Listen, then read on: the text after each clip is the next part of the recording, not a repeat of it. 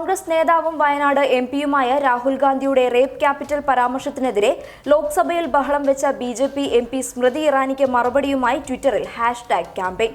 ലൈംഗികാതിക്രമണ കേസുകളിൽ പ്രതികളായ ബിജെപി നേതാക്കളുടെ ലിസ്റ്റ് പുറത്തുവിട്ടാണ് ട്വിറ്ററിൽ ഷെയിംലെസ് സ്മൃതി എന്ന ഹാഷ്ടാഗിൽ പ്രചരണം നടക്കുന്നത്. അതോടൊപ്പം തന്നെ റേപ്പ് ക്യാപിറ്റൽ എന്ന രാഹുൽ ഗാന്ധിയുടെ പരാമർശത്തിൽ രാഹുൽ ഗാന്ധി മാപ്പ് പറയണം എന്നാണ് ബിജെപി നേതാക്കളുടെ ആവശ്യം. എന്നാൽ എന്ത് സംഭവിച്ചാലും താൻ മാപ്പ് പറയില്ല എന്ന് രാഹുൽ ഗാന്ധിയും വ്യക്തമാക്കിയിട്ടുണ്ട്. അതോടൊപ്പം തന്നെ ദേശീയ പൗരത്വ ഭേദഗതി ബില്ലിൽ വടക്കു കിഴക്കൻ സംസ്ഥാനങ്ങളിൽ നടക്കുന്ന പ്രതിഷേധങ്ങളിൽ നിന്നും ശ്രദ്ധ തിരിക്കാനുള്ള ബിജെപിയുടെ ശ്രമമാണ് ഇതിന് പിന്നിലെന്നും രാഹുൽ ഗാന്ധി പ്രതികരിച്ചു.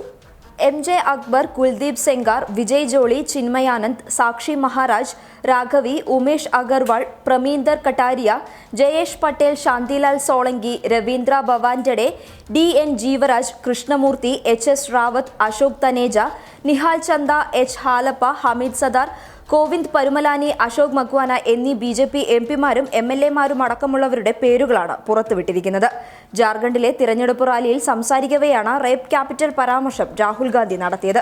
പെൺമക്കളെയും സഹോദരിമാരെയും എന്തുകൊണ്ടാണ് ഇന്ത്യക്ക് സംരക്ഷിക്കാൻ കഴിയാത്തതെന്ന് വിദേശ രാജ്യങ്ങൾ ചോദിക്കുകയാണ് എന്നും രാഹുൽ ഗാന്ധി അന്ന് പറഞ്ഞിരുന്നു.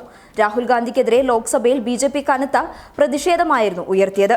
ഉന്നാവോ, ഹൈദരാബാദ് സംഭവങ്ങളുടെ പശ്ചാത്തലത്തിൽ ഇന്ത്യയെ റേപ്പ് ക്യാപിറ്റൽ എന്ന് രാഹുൽ വിളിച്ചതിനെതിരെയാണ് വനിതാ എംപിമാരുടെ നേതൃത്വത്തിൽ BJP സഭയിൽ പ്രതിഷേധിച്ചത്.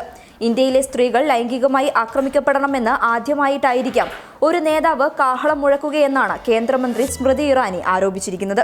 രാഹുൽ ഗാന്ധി രാജ്യത്തെ ജനങ്ങൾക്ക് നൽകുന്ന സന്ദേശമാണോ ഇതെന്നും അവർ ചോദിച്ചു. രാഹുലിനെ ശിക്ഷിക്കണമെന്നും മാപ്പ് പറയണമെന്നായിരുന്നു അവർ ആവശ്യപ്പെട്ടത്. ഇതിനു പിന്നാലെയാണ് നിലപാട് വ്യക്തമാക്കി രാഹുൽ ഗാന്ധിയും രംഗത്തെത്തിയത്. അതേസമയം രാഹുൽ ഗാന്ധിക്കെതിരെ വാളെടുക്കുന്ന BJP നേതാക്കളെ വെട്ടിലാക്കി പ്രധാനമന്ത്രി നരേന്ദ്രമോദിയുടെ ഒരു പഴയ പ്രസംഗം വീണ്ടും ചർച്ചയാകുന്നുണ്ട്.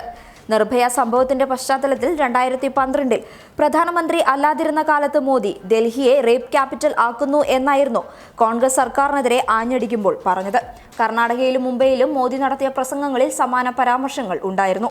ഇതിൽ നിന്നും തന്നെ വ്യക്തമാണ് രാഹുൽ ഗാന്ധിയുടെ പരാമർശത്തിലല്ല കുഴപ്പം, മറിച്ച് BJP എപ്പോഴും ഉപയോഗിക്കുന്ന തന്ത്രമാണ് തങ്ങൾക്കെതിരെ ആളുകൾ തിരിയുമ്പോൾ ശ്രദ്ധ തിരിക്കാൻ ചില കോലാഹലങ്ങൾ സൃഷ്ടിക്കുക എന്നത്.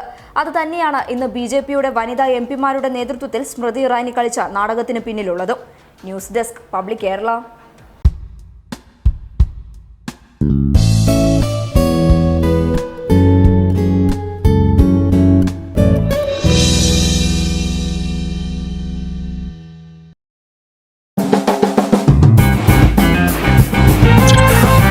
Let's go.